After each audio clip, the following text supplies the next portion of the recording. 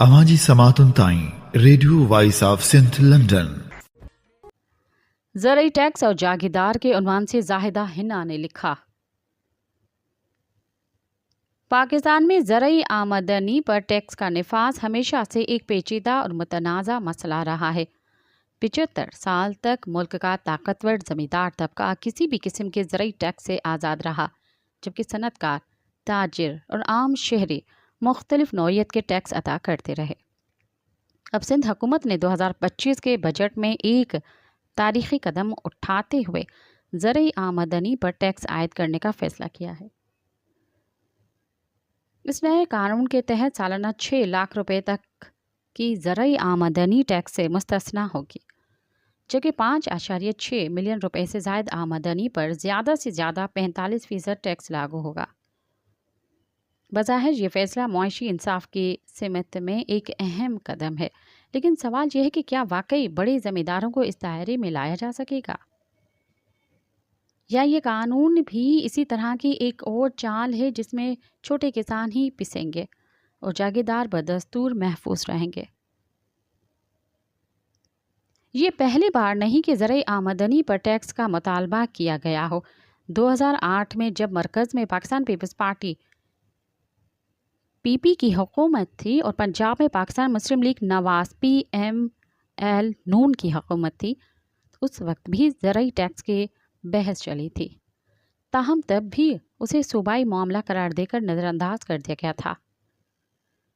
माजी में आलमी मालियाती इदारा IMF ने बार बार पाकिस्तान पर ज़रई टैक्स नाफिज करने के लिए दबाव डाला, लेकिन हर बार ये मसला ताकतवर जागीरदार अशराफिया की मज़ाहमत की वजह से दबा दिया गया। अब 2025 में सिंध हुकूमत ने ज़रई टैक्स का फैसला किया है, लेकिन माजी में आलमी मालियाती इदारा IMF ने बार बार पाकिस्तान पर ज़रई टैक्स नाफिज करने के लिए दबाव डाला, लेकिन हर बार ये मसला ताकतवर जागीरदार अशराफिया की मज़ाहमत की वजह से दबा दिया गया। अब 2025 में सिंध हुकूमत ने ज़रई टैक्स का फैसला किया है, लेकिन इस पर भी कई सवालात खड़े हो रहे हैं। क्या वाकई बड़े ज़मींदारों को टैक्स नेट में लाया जाएगा, या फिर टैक्स के कवानीन में ऐसी गुंजाइश रखी गई है कि असल बोझ छोटे और दरमियाने दर्जे के किसानों पर आ जाए। ज़रई आमदनी पर टैक्स न लगने की सबसे बड़ी वजह पाकिस्तान में जागीरदारी निज़ाम की जड़ें हैं। बरे-सग़ीर में जागीरदारी सदियों पुरानी है, मगर बरतानवी राज के दौरान उसे एक नई शक्ल दी गई। अंग्रेज़ों ने वफादार मकामी अशराफिया को नवाजने के लिए जागीरें अता की और यूं एक ऐसा तबका पैदा हुआ जो रियासती पॉलिसियों पर असरअंदाज होने की सलाहियत रखता था। तक़सीम हिंद के बाद भारत ने 1950 और 1960 की दहाइयों में ज़रई इस्लाहात के ज़रिए जागीरदारी का खात्मा कर दिया। इन इस्लाहात के नतीजे में बड़े ज़मींदारों से ज़मीनें लेकर छोटे किसानों में तकसीम की गईं और किसानों को खुद मुख्तियारी मिली। ताहम पाकिस्तान में जागीरदारी निज़ाम बरकरार रहा। वजूहात साफ थी। पाकिस्तान के हुक्मरान अशराफिया में वही जागीरदार शामिल थे जिन्हें अंग्रेज़ों ने ज़मीनें दी थी। यूं वो न सिर्फ सियासत पर काबिज रहे, बल्कि ज़रई आमदनी पर टैक्स लगाने के हर कोशिश को नाकाम बनाते रहे। बरतानवी राज ने कई मकामी ज़मींदारों को नवाजा, ख़ास तौर पर वो जो अंग्रेज़ों के वफादार रहे और 1857 की जंग आज़ादी में अंग्रेज़ों के खिलाफ न गए। शुमाली पंजाब, जनूबी पंजाब और सिंध में कई बड़े ख़ानदानों को ज़मीनें दी गईं, जिन्होंने बाद में पाकिस्तान की सियासत पर गहरा असर डाला। पंजाब में कई जागीरदार पैदा हुए। मिसाल के तौर पर रावलपिंडी और जहलम के इलाके में कुखड़ और राजपूत खानदानों को ज़मीनें दी गईं। इसी तरह जनूबी पंजाब में तौंसा और बहावलपुर के इलाकों में बड़े ज़मींदार अंग्रेज़ों के करीब रहे। जनूबी पंजाब में लगारी, मज़ारी, खोसा और गिलानी खानदानों को बड़ी जागीरें अता की गईं।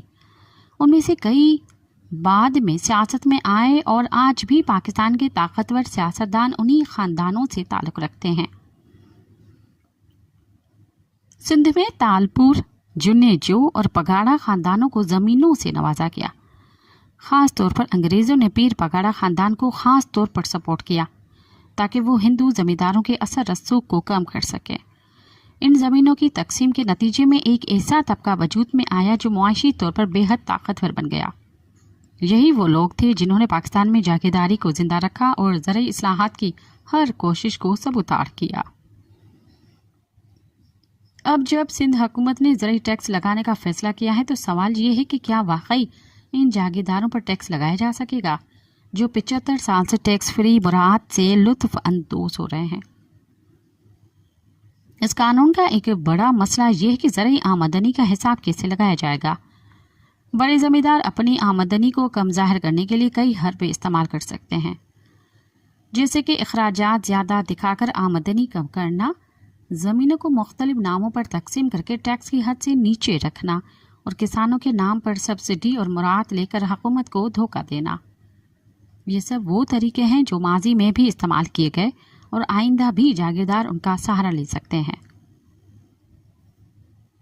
अगर ज़रई टैक्स का निफाज संजीदगी से किया जाए तो ये पाकिस्तान के मुआशी ढांचे में एक बड़ी तब्दीली ला सकता है, लेकिन उसका इम्कान कम है।